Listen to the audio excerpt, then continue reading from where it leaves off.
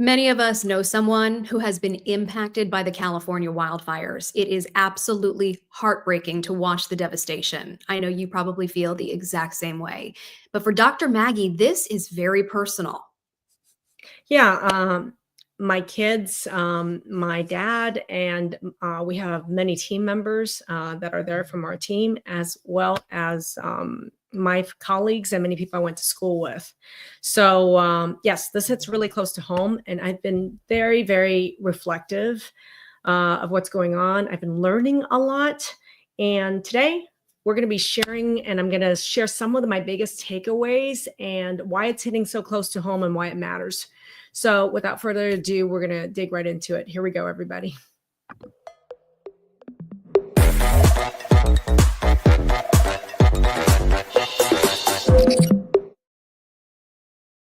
Thank you for joining us. I'm Anna Manuel alongside Dr. Maggie Yu.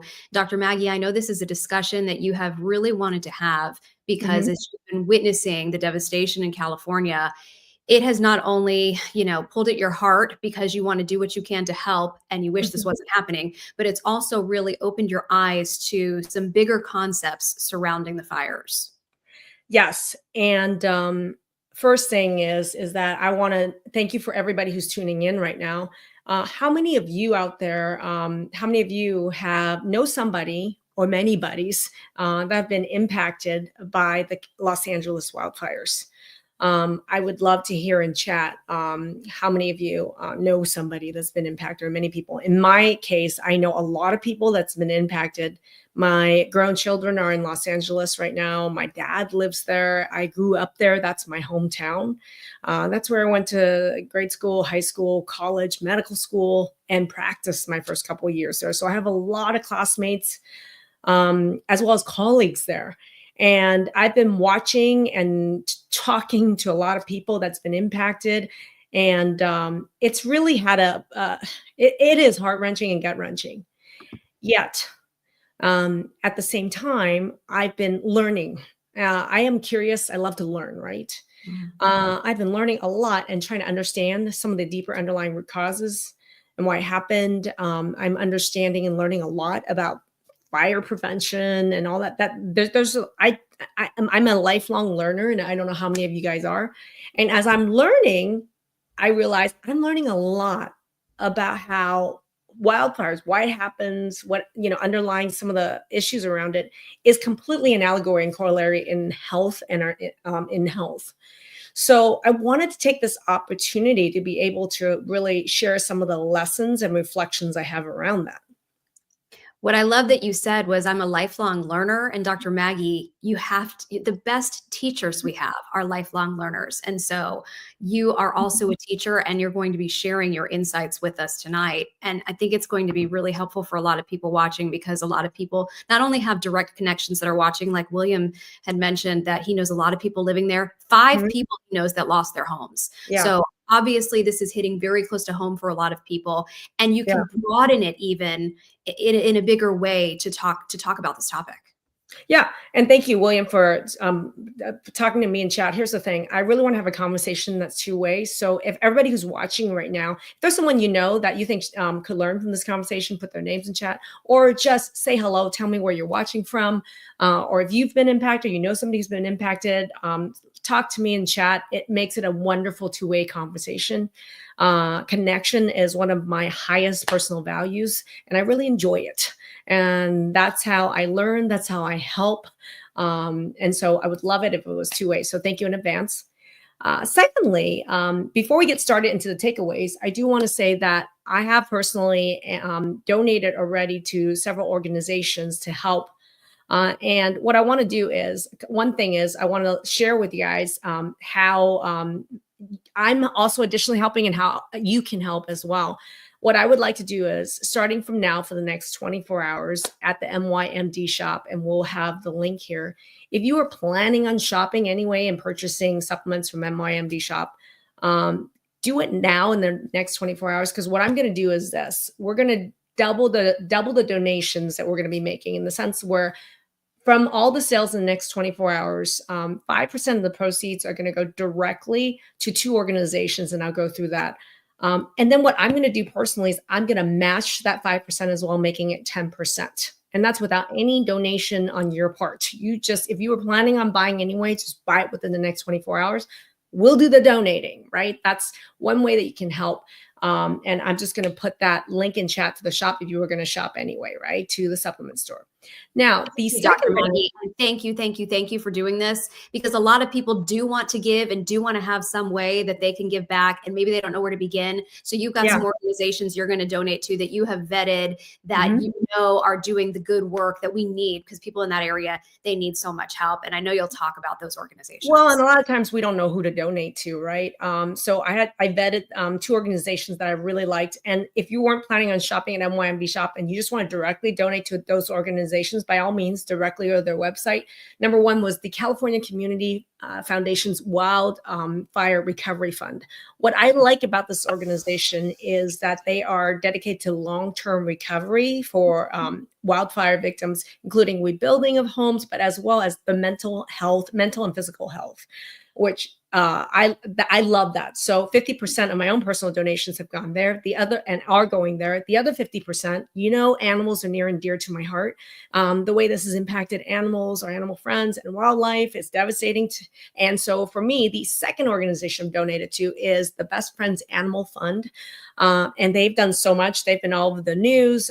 They've been taking animals that were already there in the LA Humane Society shelter system, and they have transported or fostered a lot of those animals to remove them from the shelter system so that there is space. I hear the Pasadena Humane Society has opened up they have 600 animals right now in their system right now that are directly from the wildfires. And so they had to clear all those animals out first in order to make room for that. And I love Best Friends for making this happen. So those direct link to those 2 organizations are in chat if you want to donate directly to them. Those are the same 2 organizations that I have already donated to, and I will continue to donate to. So I just want to make that right up front if you want to help directly with any donations for relief efforts. Thank you, Dr. Maggie. And it really ties into your passion and your heart for this, because we know you love animals, and animals are good for our own mental health, and they help us so much in our healing process when we're dealing with a medical crisis. And so it's wonderful that you're getting a chance to help them. And then I love what you mentioned about the organization that's helping people with their mental health. We're so used to hearing, medical discussions from you. This is a little bit of a departure here at the beginning, where we're talking about something topical in the news. But I want to assure everybody, if you're tuning in because you're used to Dr. Maggie giving you amazing advice and nuggets to learn something about your health, you are in the right place, because Dr. Maggie is going to broaden this discussion and talk to us about how this whole situation does relate to our health and well-being. Yeah, so it's one of the, we're going to jump right in. Hi, Gillian. Hello, Kim, for jumping in. Please say hello, give me a holler, share this video right now. Couple things. When I saw the wildfires happen, what interesting to me is that and by all means, people have said this was an inevitable thing that would have happened given the conditions and underlying things that were going on. And the question really is, that was top of mind for me and a lot of other people watching this, is why does it take, it was inevitable, right? But in a sense, given all the underlying risk factors that were involved and underlying, brokenness of some of these systems or lack of preparedness. But until there's a wildfire, people don't really pay attention to the problem. And when you actually look underneath or backwards, there were all the data was already there, but the risk and the inevitability of this was 100%. It's just a matter, not if, but when, right? Mm-hmm.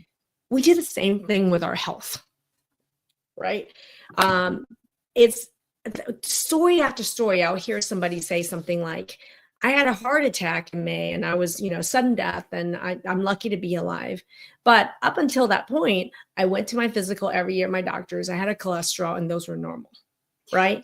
Right. So from a medical surveillance standpoint, right, like it's like until and how many times do we have something major that happened, whether it's cancer, autoimmune disease, POTS, right, long haul, we're like, until it happens, like we're like, we feel fine, or we're like, we don't even know that there's a problem or there are signs of it. But until it happens, it's not until then that there's a big wake up call.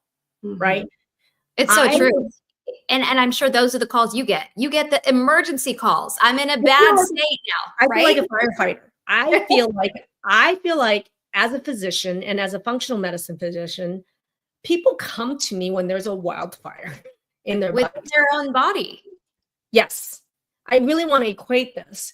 And the interesting thing is, you're coming to somebody who says, I look at problems like POTS, dysautonomias, rheumatoid arthritis, mast cell. I'm like, I can solve those problems, right?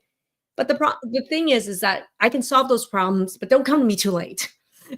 Because it's Right. that much harder once you're so many years into it, or you Mhm. haven't been able.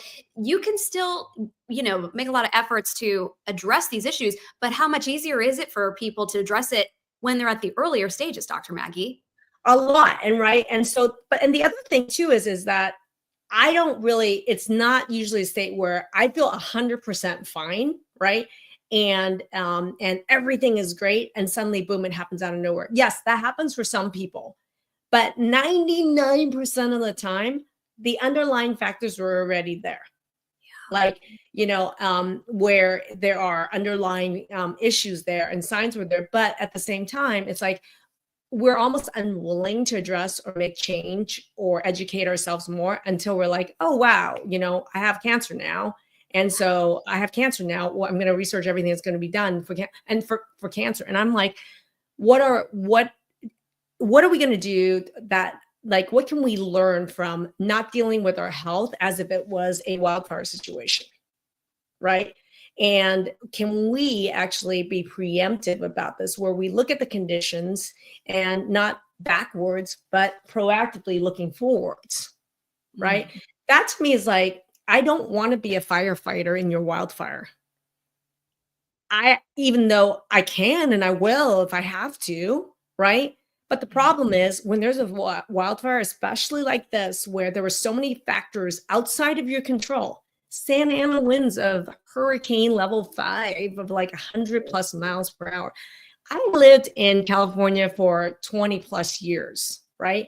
And I've never experienced that, right? Which means that there are other factors that come in that make this a situation that, by the time a wildfire hits, like, it is an insane level of destruction at an insane amount of speed rate. And the thing is, it's preventable. It's to some degree, that to the degree that we are within our control, there are things that we can do that actually makes it in some ways preventable.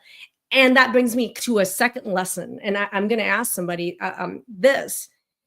I was watching a lot of videos looking at why in a whole neighborhood was all these houses burned, but one house was standing, Mm. right? And I love a scientific approach to this. And I've watched many videos around where they looked at the houses and they were like, well, what makes one home burn out of 1,000? Or I not mean, what burn. makes 999 houses burn and one home not burn out of 1,000, right? What And the did reason, that homeowner do differently, right? yes. And what can we learn from that? What can we learn from that, right? And And I one of just the want to pop Kimberly's Mhm. comment in as you're saying this, because she says, maybe if my PCOS wasn't missed for 25 years, I may never have developed POTS. Boom. That is so smart, Kimberly. And that's the truth. One of the biggest precursors of postural orthostatic tachycardia syndrome is actually several hormone patterns. One of the patterns is PCOS, which is polycystic ovarian syndrome. That to me is like a clear runway to POTS, right? Or other immune and autoimmune issues, and diabetes, for example, which is autoimmune related to PCOS. So there's all these connections that we're missing, right? Now, going back to looking at how can one of 1,000 homes not burn in the middle of all of this? There were so many concepts in learning and takeaway, and one was what's in.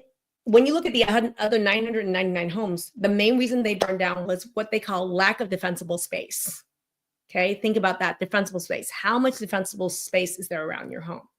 Yeah. And the more defensible space there is, the safer your home is. Okay. Hmm. They even put zones like zone 1 defensible space, zone 2, and zone 3.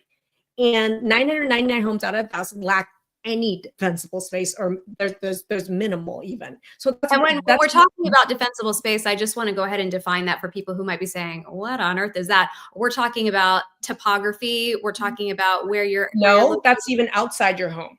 Okay, okay, so we're talking, about, let's say, looking at within your home, like within 0 to 5 feet, zone 1, 5 feet to 25 feet, zone 2, just literally lateral distance from your home. That is just flat out what is the defensible space right by your house.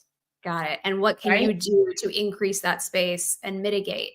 There's so much I learned just thinking it through, which was, did you know that there's a big difference between whether you have a, just even like right next to your home, zone 1, 0 to 5 feet, is it rocks? Is it stone? Is there a brush in this area? Like, and then thinking about even further out, what kind of plants do you have in this area? Do you have plants? What kind of sprinkler systems are involved, right? Fencing, is it wood, which 95% of people have, or is it metal? Right? So like there's all these aspects that really, and I've seen like these fire tests, and I've been really learning about, I'm like, wow, really thinking through how much defensible space you have around your home is the difference between a home burning and not burning, right? And the question then is, what is your defensible space in your body? Do you even know what is like, what are the, like, how much defensible space do you have in your body to prevent a health crisis or a health wildfire in your body, right? And we can think, let's say, autoimmune disease or cancer, right? Before that ever happens, right, that disease has to encroach on your defendable space. So the bigger that defendable space is, the wider and broader that is, the more you may never have to get cancer. You may never have to get POTS, right? And Kimberly just mentioned her hormonal balance, her hormone status, right? How many people have thought, like, I'm serious, I'm asking everyone this question.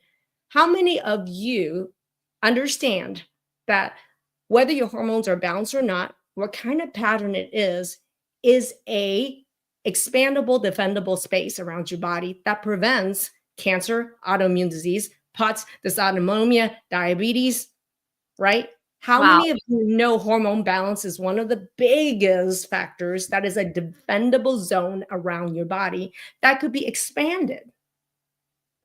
That's a big concept. It is. Hello?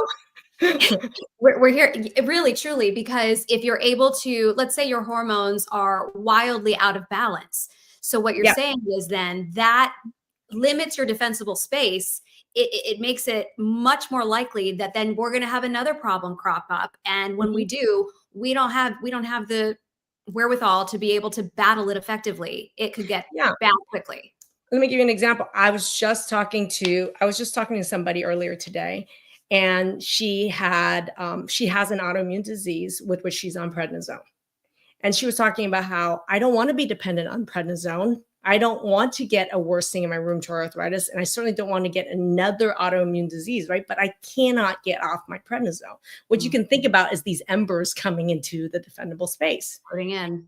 Now, how many of you know that prednisone is actually what we call a corticosteroid, which is a hormone, right? At crazy ass doses that does a lot of that causes a lot of problems. So here's the thing is like, I was talking about how if you don't balance your hormones in your defendable space, right, which is your body, and you don't expand the amount of hormone balance, whether it's your ovary hormones, adrenal hormones, thyroid hormones, pancreas hormones, and brain hormones, let's say you keep expanding that, all these hormones are balanced, right? Then would she ever have needed a drug like prednisone in the first place? Or better yet, let's say she had to get on it. It would make it that much easier to get off prednisone if her hormone defendable space was huge. Well, and to not have any ill effects from taking it also. Like I know the one time I had to get a steroid shot right after I got the flu. Yeah. Because so there's these things. Source. Yes. Yeah. Yeah. Exactly. So, and I think about too, like even supplementation, let's use the thyroid as an example, right? Because I have this bottle right in front of me. So speaking about my own thyroid issue, like think about even just simply, we have our thyroid here, right? And I have autoimmune disease in my thyroid, Hashimoto's. That means my immune system likes to attack my thyroid, right? So even thinking it through from a physical standpoint, like Thyroid Protect, one of our products where it's a cream, right? and you put it on your thyroid. And what happens is when you put on your thyroid twice a day, it protects. It literally is what I tell people is it's topical glutathione. And what it does is you can imagine it being a shield that's on top of your thyroid to protect it, right? That's what's called Thyroid Protect. I love Right. naming our products so people get the visual, right? You're So giving her imagine it's a metal, imagine it's a 20, it's a 2 feet metal fence around your thyroid, right? That's increasing the defendable space because what people with low thyroid and autoimmune disease of the thyroid are 10 times more likely to get thyroid cancer than someone else. Talk about wildfire, wildfire. right? So am I just sitting here waiting for the inevitable? And then when I get thyroid cancer, say I have a problem. No. You don't have to, right? So in thinking about how do I expand a defendable space in my thyroid, well, is there a cream that I can put on my thyroid twice a day physically that would increase that space? And the answer is yes, yes, and hell yes. So that's a very different way of thinking about health in our bodies is whatever the problem is that you already have or you're trying to prevent, what we want to do is we want to increase the defendable space. Yes. That makes sense. There was a guy that it was really interesting was his home didn't burn in the whole neighborhood. And there was a video about this. And he said the last time there was a fire around the Palisades, Malibu area, he learned something, which was this whole defendable space. So what he did was he dropped down some sprinklers around the outside of the home and they weren't super expensive. And he was like thinking, I may never use it. Neighbors, some people looked at him, even thought he was kind of Looney Tunes. And so what he did was he said right before he was evacuated, right before evacuation, he turned on the sprinkler system that just to the perimeter and he left. And exactly around the perimeter where the sprinkler sprayed was where the fire stopped. And his house was the only one in the neighborhood that wasn't burned down. And I was like, what a way to look at, we need to think outside the box around increasing your defendable space. And for him, it was throwing down sprinkler systems around the outside, so increasing almost like a shield, right? So I want everyone here to think about what area of your health do you think you need to increase the defendable space? Meaning the amount of place that is safety, that's healthy, that has adaptability, that can actually fight disease or these exposures, right? Yeah, and Type tell in us in chat. the comments. Would love to hear about it. And then Dr. Maggie, I'd love to ask you then, okay, what would be a good way to start on that person's defensible space? And while we're on that topic, and you mentioned just the thyroid protect, and it was such a strong visual too of Yeah. people are wondering, how do they know if that's something they necessarily need? Yeah. Mita, that's a really great question. And I actually have a ton of trainings around the thyroid because that is a really big topic. Now, I actually have a thyroid guide. And the thyroid guide also have trainings with it that goes through like what kind of testing do I need? Is TSH enough? What are some supplementation that is for people with known thyroid problems? Is my thyroid autoimmune related or not? What about thyroid nodules, goiters, and cysts? What does thyroid have to do with my other hormones, right? So big topic, right? And so for me, like, and people are at all different areas of their journey with their thyroid. So if you want to learn more, anybody here around their thyroid, put thyroid guide in chat and we will get that to you. Look for a message from our team. We can get that to you, Free right? resource, right? It's a free resource. Just go ahead and use it, right? And even speaking about Thyroid Protect, how do you know if you need it? I actually have trainings around just even Thyroid Protect. And I use this myself. And because I'm not sitting around waiting for thyroid cancer to happen, I'm increasing my defendable space, right? So there is something about it. I have autoimmune disease of the thyroid. I have thyroid nodule. And so this is why for me, I'm like increasing defendable space. I ain't sitting here with a sitting duck, right? Well, You don't have to be a house waiting for a wildfire to hit you like a sitting duck. Increase that defendable space. Amber here knows she has a goiter.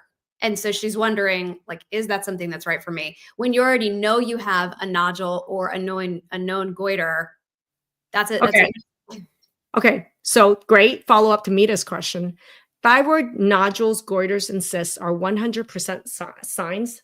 Those are the victims of autoimmune attack against your thyroid. Okay. Which means already the embers from that fire is already coming in. And regular doctors don't understand this, which is like if you already know you got a nodule, goiter, or a cyst, your thyroid is already responding to the attack by creating either a goiter, a nodule, or a cyst. And also, if you've ever had a history of thyroid cancer comes as a result of your body's reaction to the continuing attack and assault causing the cells to change. So 100% of people who've had a history of thyroid cancer have an autoimmune and an immune attack against their thyroid. So and let's go over this. If you know you have low thyroid, how many of you out there have low thyroid? Type in chat, low thyroid.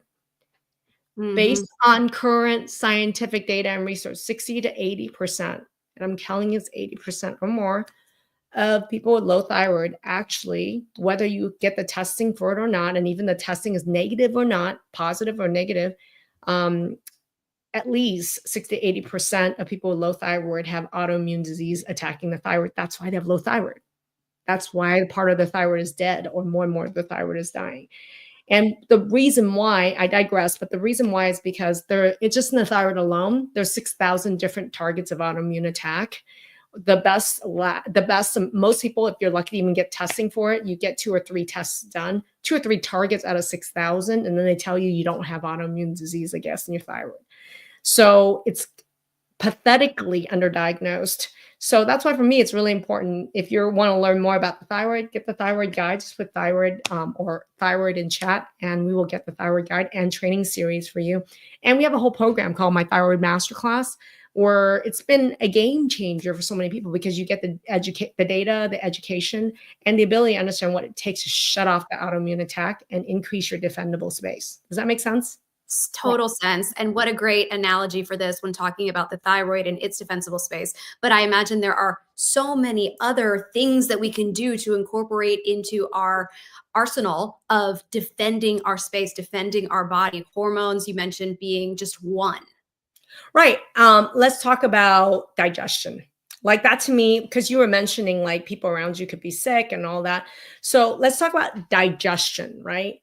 Um, it really hit home for me that people don't realize that the number one defense of our immune system. Okay, and I'm going to ask how many of you this is going to come as a shock or two. That most of our immune system, meaning our defense against any sort of invaders, let's say, right, or even toxins, is our digestive system. Different steps in digestion here. That is our defense in our defendable space, right? So did you know, just like most people have one or multiple steps of their digestion broken? People don't even know there are how many of these steps there are. I don't think we're all nobody's talking to us about digestion, truly. Right, Doctors don't right. know about this. Well, and I'm going to just give you an analogy, right? Let's say you're talking about the big C or a flu, or some people are like, oh, SIBO or Lyme or something like that, right? It's not inevitable that you get those, right? But at the same time, sometimes we're going to be exposed to it, right? If Mhm. you're exposed, let's say you're on the airplane and you're exposed to aerosol, right? What do you think is defending your body to keep that space defended is actually our immune system. So our entire ear, nose, throat is continuous with our GI gastrointestinal tract here. And those cells make antibodies to actually protect from actual invasion from infectious invaders, for example. Now, the entire gut lining cell from here down is also part of our digestive tract, which means we secrete stomach acid. Stomach acid is a sterilizer. Makes Not only does sense. it digest and break down food, it's a sterilizer. This is why we use vinegar to clean and all that. So if you have a problem with low stomach acid, which most people, 90% of people I work with have low or no stomach acid, what do you think is the likelihood that this is no longer a defendable space? And right here is a welcome mat. More susceptible to the illness. Correct. And I've seen a lot of, and people talk about candida, SIBO, all that. And I've seen, thousands and thousands of stool testing results from people as well, where it is tied directly to somebody where a specific certain steps are broken. Like it could be the pancreatic enzymes, it could be your gallbladder and your liver with a lack of fat digestion. It could be the fermentation step, one of the last steps in digestion that's broken. But depending on which step is broken or how many steps are broken, it's directly linked with the amount of disease or infection in someone's body. So this is why, like, we all know people, and maybe you are that person who thinks you're always the one getting sick. How come I get sick and my partner Yeah. doesn't get sick? Or how come I'm getting sick and my girlfriend is not getting sick? And that means that person perhaps more than likely has a broken digestion. Correct. And I'm going to ask people in chat right now, what is something that today, because you know what a breakthrough is just a new thought that you incorporate as your own. You take in as your own. What is a breakthrough or new thought you already learned based on what I talked about, whether it's with hormones, the thyroid, wildfires, or with digestion, right? Put in chat, or with infection. What's one breakthrough already? One new thought, that one new learning that you already incorporated as your own? Type it in chat right now, right? So for me, like, this digestion thing isn't a small deal, it's actually a big deal. And it's something like we're talking about. There's many ways with which, once you learn about digestion, as you do working with us, for example, there's many ways that you can fix digestion immediately, for example. So I can already give you 3 things right now that you can do to increase your defendable space in your digestion. Who Okay, wants to take hear those notes. 3 Here we things? go. We're taking notes. Right? And it has to do with wildfires as well, which is water. Okay. Dilution is digestion, right? Just like in a wildfire, like the more water there is, the more you're going to put out a wildfire. Dilution is digestion. So just like in a wildfire, when you actually drink water, for example, and I tell people that, let's say while you're eating, what I say is, for every 3 bites, drink a sip of water. For every 3 bites, drink a sip of water as part of your routine when you eat. That is already, water is diluting. And what water does is it breaks down the particles. Dilution is breaking down particles into smaller particles, which is what digestion is. Big particles, little particles. So number 1, dilution is digestion. So that's number 1 step. You're already increasing the defendable space, because that improves digestion by like magnitudes. Wow. Okay, that's a great tip. And then when you say dilution is digestion, does Mhm. that also help when somebody might have like allergies or reacting to something? Is it Correct. Ooh, okay? I can't wait. Okay, so dilution also is an antihistamine. Uh, So how it many makes people here? Yeah, we're talking people, and you know, with the wildfires, a lot of people are having asthma problems, allergy yeah. problems, and I work with a ton of people with mast cell activation syndrome and histamine intolerance. How many of you have those problems? Type it in chat, right? And Yes. one of the most important things to understand about histamines, which is the molecule that your body makes in response to an allergen. So people keep thinking, what do we do with histamines? But the thing is, did you know, let's say you even ate the same thing, exposed to the same thing, but you add water to the mix, is you're going to actually lower the allergen load on your body because you diluted it. So Huge. instead of, let's say, 100 parts per million, you go from 100 parts per million to 10 parts per million in the allergen exposure, because you're diluting it.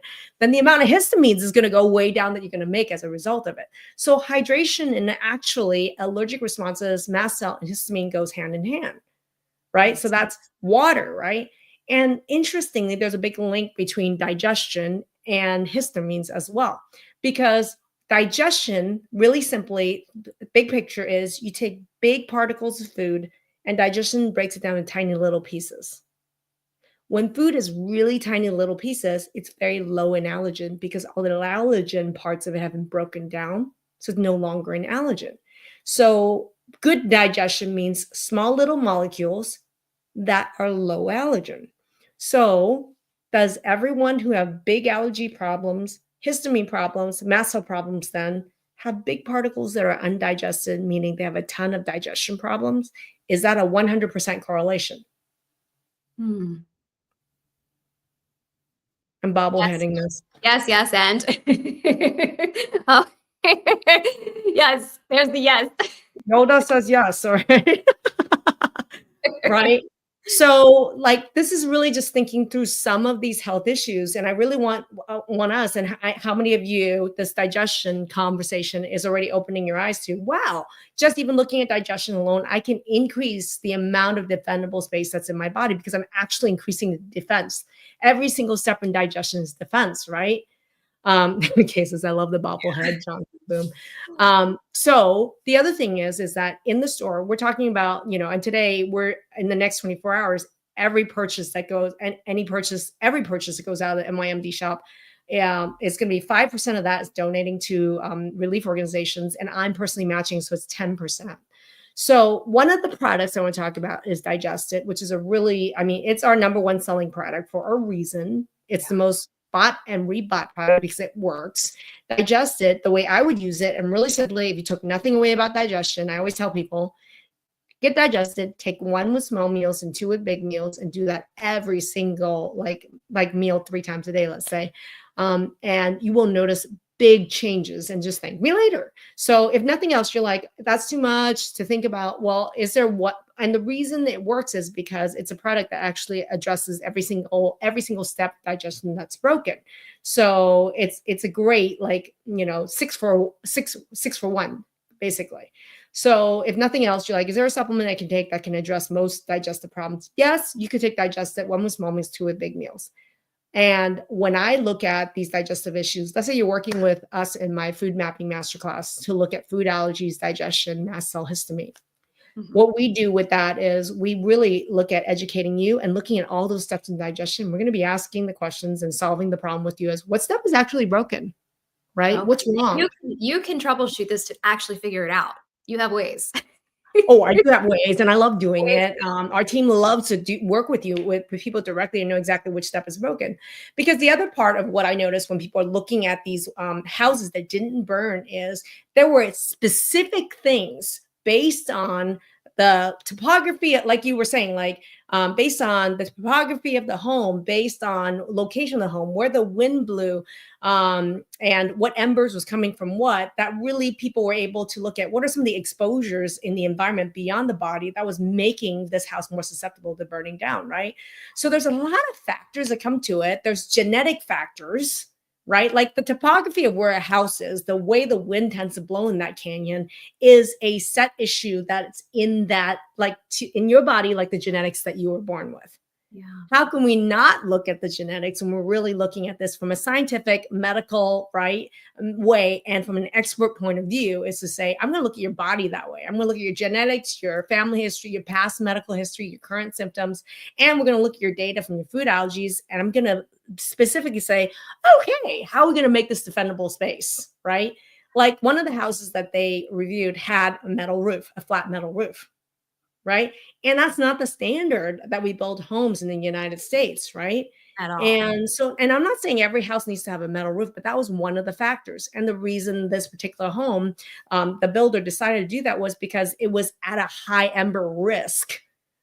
Because it was at the bottom of a canyon, there are houses above it, high risk of embers that actually go on the roof of this home. So they made the decision preemptively to do a metal roof. So, Defensible. what if you metal proofed your digestion? Right? What if we bulletproof this, right? What if we bulletproof your hormones? Right? What if we bulletproof your thyroid, right? So for me, like it was so, I love thinking through and seeing how an expert would look at like a home and how it's built, and look at it scientifically, looking at the data of the innate home and its defendable space, but also what is the external things that were not directly in the defendable space, external factors like the genetics, past medical history, exposures to other people, other things, toxins in the environment. And then how do we customize a plan for that house, which is your body? And I just want to Meditate. ask you this question too from Amber, because known factor that she has IBS and digestive issues. So if anybody else has a digestive issue, it could be IBS, it could be constipation, it could be reflux, it could be It is, diarrhea, whatever your issues are. right? Should you go ahead? Is there something you should go ahead and get on? Like you were just talking about, digest it. Is that something that is universally going to be helpful for digestive Mhm. issues? And then Yeah. he's obviously getting further into working with you, it sounds like, and we'll learn more about the specific steps that can be addressed. But is digestive something that universally, hands down, can be a defensible space for people who with known digestive issues? Yeah. So I will say this is that about 95% of people are able to digest it, tolerate it well, and get crazy results. Like, And but that's also why I had to develop the product, meaning that when I've been a physician, medical doctor for 28 years right now. And At first, example, when I was working through these digestive issues, I was recommending some of the best products out there that were available at the time. And to cover all these different areas in digestion, you really had to have products that had at least 20, if not 30 plus ingredients. that's a lot. That could be an issue for people who have That is a sensitivities, problem right? with most of these digestive products that try to cover every step. So what I had to do, because I work with mast cell, histamine issues, people with tolerability problems, I had to say, we develop a product that really is minimal number of ingredients that were least allergenic, that were most likely to, that would cover all these steps at minimal dosing, right? That works, right? So that's where Digest It really came in. So can almost everybody start with Digest It? Yeah, they can. But that's also why we also have a second product, and it's called Digest It Chewable as well. Some people can't swallow. Well, and So also kids, right? That's good right, for and kids. kids as well. So those are the two big products that we work with, for example. But Amber brings up a really good point. Should I wait to get further in the masterclass to learn? So there's my food mapping masterclass. So for me, data is really important. I don't just say, hey, I'm not one of those people that's going to tell you that green medicine or one supplement is going to be the one trick pony and that's going to solve all the world's problems, right? That's just one tool. I like to look at this just like an expert would look at a home and why it didn't burn and how to prevent somebody's home from not burning. It's not going to be like, oh, just get this mesh around the fence and you're good, right? Mhm. There's like literally like 20, 30 different tools at least in every home. And this is what I learned. Even I live in a wildfire zone as well, right? Oregon, Washington, right? And so I realized that there was like looking at experts who analyze this for wildfire prevention. I was like, there's at least 20, 30 things that I could do. Mhm. Right. And so I was like, great. Right. I don't want to be just like, oh, this is the be all end all, get the Z2000 metal fence and that's going to solve this problem. Well, but is a metal fence great? Yeah, sure. That's why I do have a metal fence. Right. So I think Digest is great. I do love my food mapping masterclass is one of our programs where we work with food allergies, digestion, and data, direct data from people, because I think data is really important. Just like analyzing these homes and topography, wind, whatever. I think all those pieces are really critical to have a personalized approach to this problem that's targeted, right? Mhm. And that's where like one of the last points I want to make is that speed definitely matters. Ah, Speed matters, timing matters. And which is the sooner you approach, right, any problem that you have, the easier the solution is, the least costly it is, right? And the on that least, note, look what right? Kimberly said. So glad she found you because she knows now she has a susceptibility to diabetes, perhaps. She says Mhm. she knows she will not get it thanks to you. So Correct. she Like, is working before the problem crops up. This is exactly what you want. You don't have to be her firefighter. well, it's kind of like people would say, I have to get a diagnosis before I get better. It's the same as I have to have cancer. And this is a lot of the medical approaches, like until you have cancer, it's not a problem for us, right? Which for me is it's a big issue. For me, it's like I would like look at someone like Kim. I would look at someone like Amber, and my answer to that is on your watch and my watch, you're never going to get a diagnosis. That's what we want. Which is the same thing on your watch and my watch. I'm the fire expert. Your house is going to be the one that's going to be standing most likely in a wildfire, right? It's Mm. the same thing. We can take that approach in health as we do in wildfire prevention. That's one of the biggest lessons I really want people to really think about, which is, data really matters. Expert advice really matters. Taking in your take, and number three was the speed, the rate with which you approach a problem. And I tell people this all the time, which is the sooner and earlier you get to a fire, the less of a problem it is.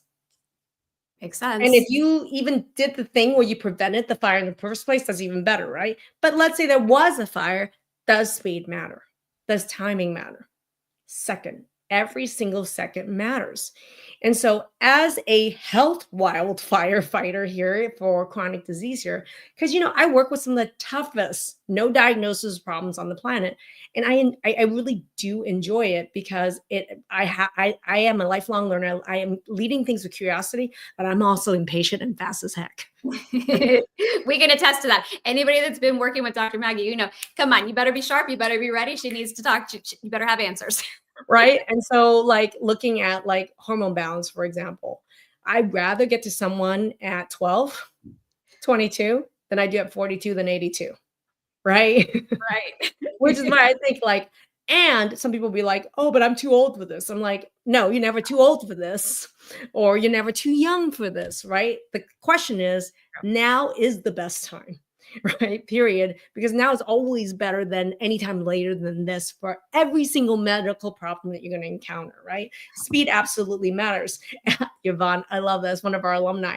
I have a saying. This is probably not a Dr. Maggieism, but it is in our programs, right? And people we work with.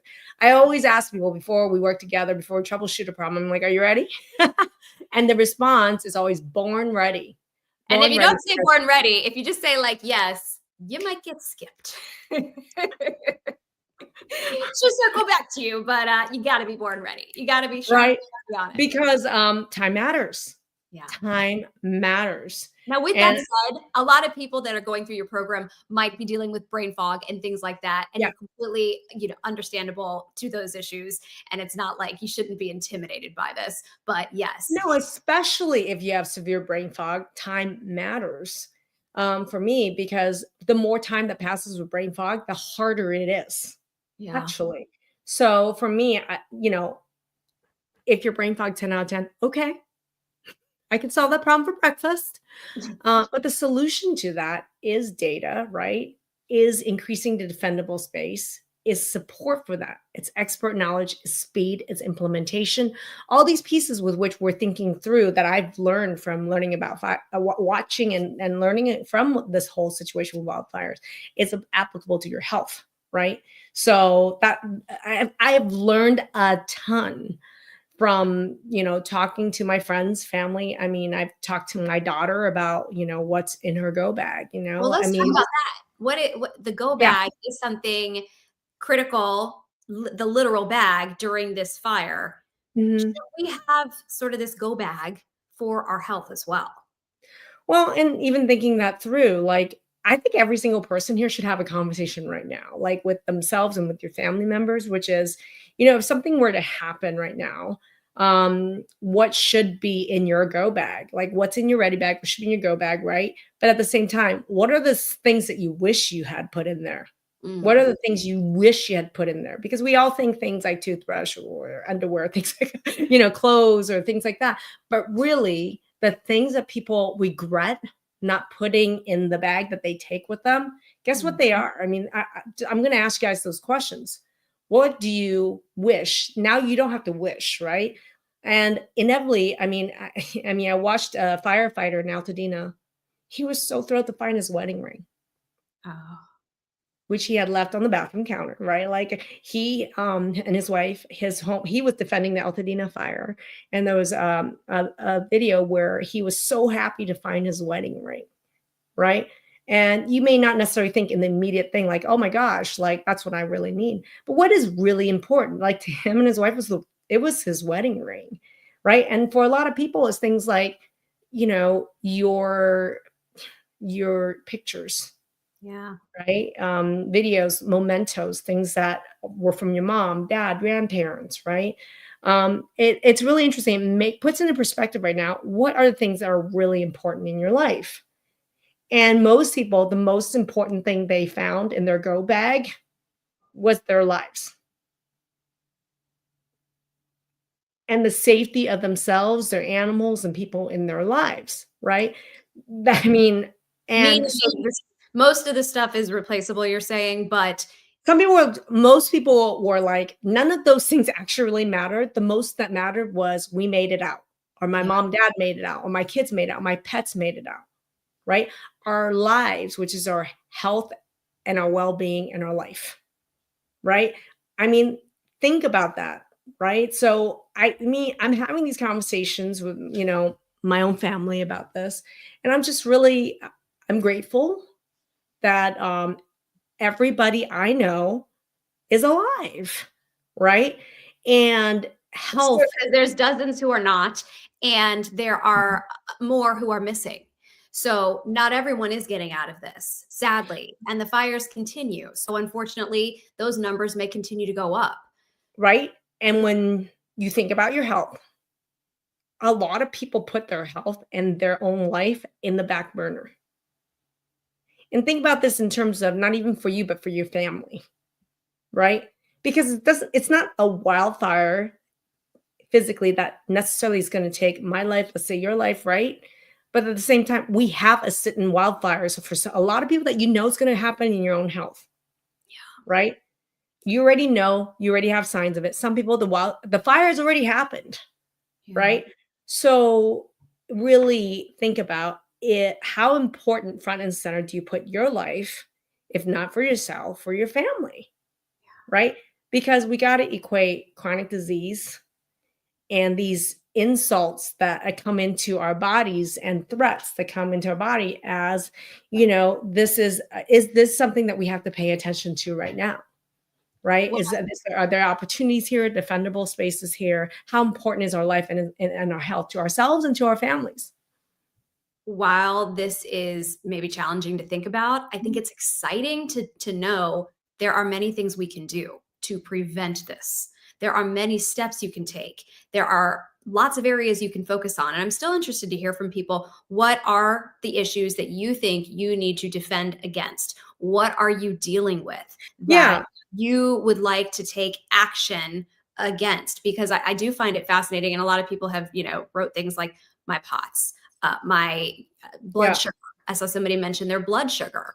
Um, there's so Yeah. many things that you have in your toolbox, in your go bag, right? Well, can I share something that happened this week? There was an article in a major research journal that said that they scientifically now has proven that there is actually a link between POTS, which is postural orthostatic tachycardia syndrome, mast cell activation syndrome, and Ehlers-Danlos syndrome, which is an autoimmune disease. Haven't you So, been saying this for a long time though? and you know that I've said this for the past 6 years. You, Which is jeez. that this is one syndrome and that the pattern has been there all along. I've been saying that. And I said, we had this conversation about 2 years ago, and where I'm live and I'm like, I'm gonna be proven right on this, and it doesn't matter. But I'm already telling you guys this years in advance that there is a total connection between POTS, mast cell activation syndrome, autoimmune disease like Ehlers-Danlos, or any other autoimmune disease. It's all part of one pattern and one syndrome, right? And so for me, it's like saying, oh, you own a home in Los Angeles on a brush eye on a hill? Like, there's a pattern there. This home is at risk for a wildfire, or is going to get a fire since it's a matter of when, right? These patterns exist and they're there, and I already see them, right? And so for me, like, don't miss the patterns that are there already in your health. And just because your doctors don't see it, your friends or family may not see it, don't you not see it?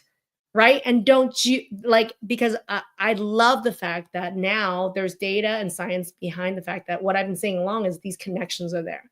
When I say that it is defendable real estate, your digestion, I'm not kidding. Science data research backs this up. Number two, there's defendable real estate to prevent thyroid cancer.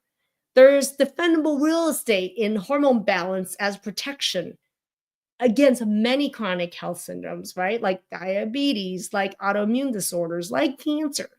How do you guys know that hormone imbalance is one of the biggest kerosene under fire for people with autoimmune disease, POTS, mast cell issues, right? So I just want to emphasize that patterns are there, the data is there, the evidence is there, and even if nobody else is seeing it around you, you're seeing it. And my aunt Julie has said, when you know better, you do better. I know better. That's why I teach for people to do better, because I've done better with this. So I want to use this, the wildfire, as one of those things where I've learned a ton around this issue, and I want to make sure that there are lessons around health that would be helpful to share today. Yeah. No, this was a fascinating discussion, and it is, because I think it's gotten a lot of people thinking about what can they do, what steps can they take to make sure that they're better protected. Yeah, We're watching homes burn to the ground. When you yeah, relate that in a broader sense to how do we protect our bodies as if it were home, mhm. there's a lot that can be done. And you mentioned a lot just today, even. So, So what I think is really important is the to me, a lot of times we approach these things with fear. And the answer to fear to me is actually wisdom. oh, Okay? Because when you have the self-confidence, the education, and the wisdom, like, to me, that is the opposite of fear, right? And so I love the fact that if you made it through here, I hope you already had, like, this full cup. Your cup is full with education here. So I would love if there's one thing that you learned, one piece of wisdom that you can take away from today. If you can type that in chat. If there's somebody that you know that could benefit from hearing this, share this with them. Sharing is caring. And also, I have shared the links to two organizations that I'm personally donating to, as well as the proceeds from 10%, 5% of the proceeds from MYMD Shop, our supplement store. And I'm personally matching that with my own 5% as well. So a total of 10% of your purchases for the next 24 hours. If you were going to make a purchase anyway, do it within the next 24 hours. And I, with the shop, as well as me personally, will be doing combined 10% donation to the two organizations I mentioned here. And we'll put those links there. If you want to bypass the shop and you want to donate directly to those organizations or to the Red Cross, please do so. But I'm doing that myself as well. So there you go. Dr. Maggie, you just continue to, I think, show us your heart and your care. Not only, this is what it's a bigger part of what you do. Your job is to help people. Your job is to teach people. And so by really yourself thinking about this and how your children and your father, they're all kind of in this hotspot in the line of fire here where they could be impacted potentially by this fire. Yeah. And so you've been obviously reading and researching about this a lot, but through that struggle has always come, you're able to help others. And that's the same where you were able to create everything that you know, because you went through something in your life, right? That made you have to learn and have to then teach. So this is just another example of that. So thank you for, again, sharing your knowledge and sharing your heart with us. Thank you. And this is what I'm doing here is what I do in my own family and with myself, like you said, which is that when I see a situation where we are overwhelmed with a lot of fear and anxiety around it, the answer to that is education and wisdom. So I've been having these conversations with my kids, with my friends, colleagues, team members, is I'm getting myself very educated around this topic with wildfires, preparedness, deeper underlying issues with this. And so I've been having these growth learning type conversations with my kids on this. And I hope that you benefited from what I have taken from that as it applied to health. So thank you so much for watching today. And I really thank you for listening. And this is Autoimmune Table Talk, Transform Table Talk. Sorry about that. All right, everybody, have a wonderful evening, and thank you for listening. Bye-bye. Ooh. Bye, everybody.